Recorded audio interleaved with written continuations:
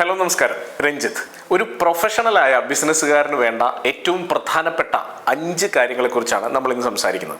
പലപ്പോഴും കേരളത്തിലെ ബിസിനസ്സുകാരെ ശ്രദ്ധിച്ചു കഴിഞ്ഞാൽ നമുക്കറിയാം, ബിസിനസ്സിലേക്ക് വരുന്നത് കൃത്യമായിട്ടുള്ളൊരു എഡ്യൂക്കേഷനിലൂടെയോ അല്ലെങ്കിൽ കൃത്യമായിട്ടുള്ളൊരു പ്രോസസ്സിലൂടെയോ ഒന്നും ആയിരിക്കില്ല. പെട്ടെന്ന് ഒരു ബിസിനസ് അങ്ങ് സ്റ്റാർട്ട് ചെയ്ത് കളയാമെന്ന് വിചാരിച്ച് തുടങ്ങുകയും ചിലപ്പോൾ അതങ്ങ് പടർന്ന് പന്തലിക്കുകയും ഒക്കെ ചെയ്തിട്ടുണ്ടാവും. അല്ലെങ്കിൽ വീട്ടുകാരെങ്കിലും തുടങ്ങി വെച്ച ബിസിനസ്സിനെ കണ്ടിന്യൂ ചെയ്ത് പോകുന്ന ആളുകളായിരിക്കും. അപ്പോൾ അതുകൊണ്ട് തന്നെ കൃത്യമായിട്ടുള്ള രീതിയിലോ പ്രൊഫഷണലായിട്ടുള്ള സിസ്റ്റംസോ മറ്റുള്ള കാര്യങ്ങളോ ഒന്നും ഉപയോഗിച്ചായിരിക്കില്ല ഇവർ ബിസിനസ്സിനെ മുന്നോട്ട് കൊണ്ടുപോകുന്നത്. പക്ഷേ ഒരു പ്രൊഫഷണലായിട്ടുള്ള ബിസിനസ്സുകാരനാകാൻ, അതായത് കൃത്യമായ ആ ബിസിനസ്സിനെ മുന്നോട്ട് കൊണ്ടുപോകാൻ വളരെ പ്രധാനപ്പെട്ട 5 കാര്യങ്ങൾ ഉണ്ടാകേണ്ടതുണ്ട്. ഈ 5 കാര്യങ്ങളെക്കുറിച്ചാണ് നമ്മൾ ഇന്ന് സംസാരിക്കുന്നത്. ഏറ്റവും ആദ്യത്തെ കാര്യം കൃത്യമായിട്ടുള്ള ഒരു വിഷനും സ്ട്രാറ്റജിയും ഉണ്ടാവുക എന്നുള്ളതാണ്. വിഷനെക്കുറിച്ച് നമ്മൾ ഒരുപാട് പറഞ്ഞിട്ടുള്ളതാണ്. എങ്കിൽ പോലും ഒറ്റ വാക്കിൽ അല്ലെങ്കിൽ ഒറ്റ സെൻറ്റൻസിൽ ഞാനൊന്ന് പറയാം. കൃത്യമായ ഒരു ഡെസ്റ്റിനേഷൻ, നമ്മളുടെ ഈ ബിസിനസ് എവിടേക്കായിരിക്കും എത്തുന്നത് അല്ലെങ്കിൽ ഏത് രീതിയിലായിരിക്കും ചുറ്റുമുള്ള ആളുകളെ സെർവ് ചെയ്യുന്നത് എന്നുള്ളതിനെക്കുറിച്ചുള്ള ക്ലാരിറ്റിയാണ് വിഷൻ. അപ്പോൾ എന്തിനു വേണ്ടി, എന്തുകൊണ്ട് ഈ ബിസിനസ് നിങ്ങൾ തുടങ്ങി എന്നുള്ളതിന് കൃത്യമായ ഉത്തരമുണ്ടെങ്കിൽ നിങ്ങൾക്ക് വിഷനായി എന്ന് പറയാം. പക്ഷേ ഏതെങ്കിലും ഒരു ഡെസ്റ്റിനേഷനിലേക്ക് എത്തണമെങ്കിൽ നിങ്ങൾക്ക് ഡിഫറൻ്റ് ആയിട്ടുള്ള റൂട്ടുകൾ സ്വീകരിക്കാം, ശരിയല്ലേ?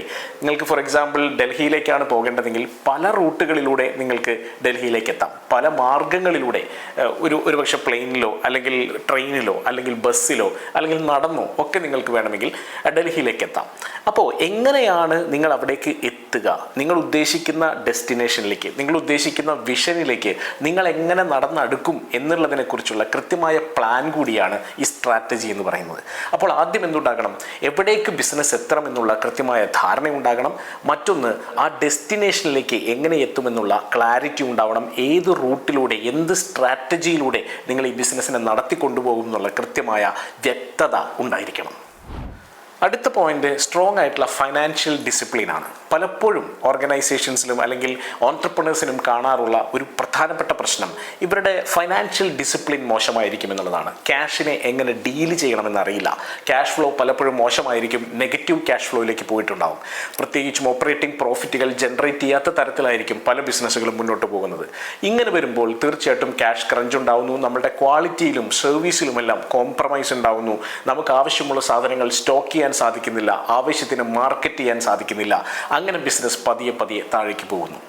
പലപ്പോഴും വക മാറ്റി ചെലവഴിക്കുന്ന പരിപാടി, അതായത് ഹെഡ്സ് മാറ്റി ചെലവഴിക്കുക, പേഴ്സണലായിട്ടുള്ള ആവശ്യങ്ങൾക്ക് ബിസിനസ്സിൽ നിന്ന് പണമെടുക്കുക, ഇങ്ങനെയൊക്കെ വരുമ്പോൾ തീർച്ചയായിട്ടും ബിസിനസ് ഒട്ടും തന്നെ ഡിസിപ്ലിൻഡ് അല്ലാത്ത മൂഡിലേക്ക് പോകുന്നു.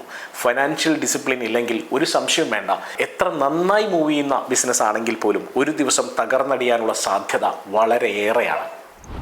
അടുത്തത് കസ്റ്റമർ സെൻട്രിക് അപ്രോച്ചാണ്. കസ്റ്റമറെ കൃത്യമായി ഫോക്കസ് ചെയ്തുകൊണ്ട്, കസ്റ്റമറിന് എന്താണ് വേണ്ടത് എന്ന് മനസ്സിലാക്കിക്കൊണ്ട്, അയാളുടെ ഫീലിങ്സിന് അനുസരിച്ചുകൊണ്ട് സർവീസുകളും പ്രൊഡക്റ്റുകളും കൊടുക്കുക, അയാൾക്ക് അനുസരിച്ചിട്ടുള്ള കസ്റ്റമൈസേഷനുകൾ വർക്കൗട്ട് ചെയ്യുക എന്നുള്ളതൊക്കെ വളരെ പ്രധാനമാണ്.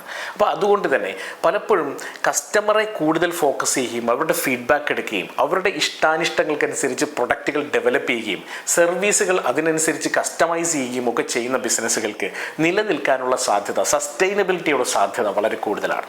അപ്പോൾ എപ്പോഴാണോ നിങ്ങളുടെ ബിസിനസ്സിലേക്ക് നിങ്ങളൊരു കസ്റ്റമർ സെൻട്രിക് അപ്രോച്ച് കൊണ്ടുവരുന്നത്, കസ്റ്റമർ കെയർ ഡിപ്പാർട്ട്മെൻറ്റിന് കൂടുതൽ ഊന്നൽ കൊടുക്കുന്നത്, സർവീസിന് കൂടുതൽ പ്രാധാന്യം കൽപ്പിക്കുന്നത്, തീർച്ചയായിട്ടും നിങ്ങളുടെ ബിസിനസ് കുറച്ചുകൂടി വളരാനുള്ള സാധ്യത കൂടുതലാണ്. അതുകൊണ്ട് തന്നെ ഒന്നുറപ്പിക്കുക, നിങ്ങളൊരു പ്രൊഫഷണൽ ബിസിനസ്മാൻ ആണെങ്കിൽ നിങ്ങളുടെ അപ്രോച്ച് കസ്റ്റമർ സെൻട്രിക് തന്നെയാകാനാണ് സാധ്യത. അടുത്തത് എത്തിക്കൽ ആൻഡ് ട്രാൻസ്പെറൻറ്റ് പ്രാക്ടീസസ് ആണ്.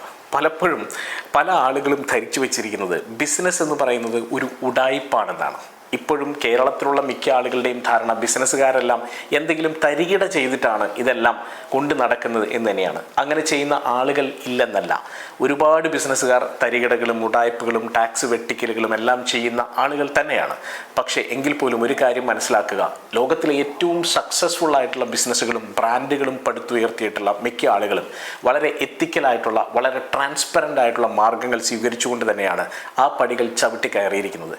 അതുകൊണ്ട് തന്നെയാണ് അവർക്ക് ഏതൊരു സ്ഥലത്തേക്കും ഇടിച്ചു കയറാൻ സാധിക്കുന്നത്, ഏതൊരു സ്ഥലത്തും ട്രാൻസ്പെറൻ്റ് ആയിട്ട് അവർക്ക് നിൽക്കാൻ സാധിക്കുന്നത്. അപ്പോൾ ഇൻകം ടാക്സ് വെട്ടിക്കലോ സെയിൽസ് ടാക്സ് വെട്ടിക്കലോ ഒന്നുമില്ലാതെ വളരെ കൃത്യമായിട്ടുള്ള പോളിസികളോടെ കൃത്യമായ ട്രാൻസ്പെറൻസിയോടുകൂടി ബിസിനസ് ചെയ്യുമ്പോൾ മാത്രമാണ് ബിസിനസ്സിനെ നമുക്ക് സ്കെയിൽ ചെയ്യാൻ സാധിക്കുക എന്നുള്ള സത്യം മനസ്സിലാക്കുക. നമ്മൾ ഇന്ന് കാണുന്ന വലിയ വലിയ സ്റ്റാർട്ടപ്പുകൾ, യൂണിക്കോൺ സ്റ്റാർട്ടപ്പുകളെല്ലാം തന്നെ വളരെ കൃത്യമായിട്ടുള്ള വാല്യുവേഷനിലൂടെ, കൃത്യമായിട്ടുള്ള ഡ്യൂ ഡിലിജൻസിലൂടെ മാത്രമാണ് ഫണ്ടുകൾ സ്വീകരിച്ചിട്ടുള്ളത്. അതുകൊണ്ട് തന്നെയാണ് അവർക്ക് സ്കെയിൽ ചെയ്യാൻ സാധിച്ചിട്ടുള്ളതും. And finally continuous learning and അഡാപ്റ്റബിലിറ്റിയാണ്. പലപ്പോഴും പുതിയ കാര്യങ്ങൾ പഠിച്ചുകൊണ്ടേയിരിക്കേണ്ടി വരും. നമ്മൾ ഇത്രകാലം പഠിച്ചതൊന്നും ശരിയല്ല എന്ന് പോലും ചില സമയങ്ങളിൽ തോന്നിപ്പോകുന്ന തരത്തിൽ കണ്ടിന്യൂസ് ആയിട്ടുള്ള പഠനം ഉണ്ടാകുമ്പോൾ മാത്രമാണ് ആ ഡൊമൈനിൽ നമുക്ക് അപ്ഡേറ്റഡ് ആയിട്ട് നിൽക്കാൻ കഴിയുക. ടെക്നോളജിയൊക്കെ ഓരോ ദിവസവും മാറിക്കൊണ്ടിരിക്കുകയാണ്. നിങ്ങൾ ചെയ്യുന്നത് ഏത് ബിസിനസ് ആണെങ്കിലും അതിൽ പുതിയ ടെക്നോളജിയുടെ കടന്നുകയറ്റം ഓരോ ദിവസവും ഉണ്ടായിക്കൊണ്ടിരിക്കുന്നുണ്ട്. എന്താണ് ടെക്നോളജി ഉപയോഗിച്ചുകൊണ്ട് അടുത്തതായി നിങ്ങളുടെ ബിസിനസ്സിൽ ചെയ്യാൻ കഴിയുക എന്ന് ആലോചിക്കേണ്ടതുണ്ട്. അങ്ങനെ വരുമ്പോൾ മാത്രമാണ് നമുക്ക് അപ്ഡേറ്റഡ് ആയിട്ട് സമൂഹത്തിൻ്റെ ഇഷ്ടങ്ങൾക്കനുസരിച്ച്, കസ്റ്റമേഴ്സിൻ്റെ ആവശ്യങ്ങൾക്കനുസരിച്ച് നിലനിൽക്കാൻ സാധിക്കുകയുള്ളൂ. മാത്രമല്ല പലപ്പോഴും ഫ്ലെക്സിബിലിറ്റി ആവശ്യമാണ്. കൺസ്യൂമർ ഡൈനാമിക്സ് മാറുന്നതിനനുസരിച്ച് ചിലപ്പോൾ നിങ്ങളുടെ സർവീസിൻ്റെ രീതികൾ, ബിസിനസ് മോഡലുകൾ ഒക്കെ ഡിസ്റപ്റ്റ് ആയിക്കൊണ്ടേയിരിക്കും. അതിനനുസരിച്ച് നമ്മുടെ രീതികൾ മാറ്റാൻ നമ്മൾ തയ്യാറാവുമ്പോഴാണ് ബിസിനസ്സിനെ പ്രൊഫഷണലി നമുക്ക് അടുത്ത ലെവലിലേക്ക് കൊണ്ടുപോകാൻ സാധിക്കുക. ഈ 5 കാര്യങ്ങളുണ്ടെങ്കിൽ തീർച്ചയായിട്ടും നിങ്ങളെ ഒരു പ്രൊഫഷണൽ ബിസിനസ് മാനായി കൺസിഡർ ചെയ്യാം. അങ്ങനെയാണെങ്കിൽ നിങ്ങളുടെ ഓർഗനൈസേഷനും കുറേ കൂടി സിസ്റ്റമൈസ്ഡ് ആയിട്ട് മുന്നോട്ട് പോകുമെന്ന കാര്യത്തിൽ സംശയം വേണ്ട. All the best.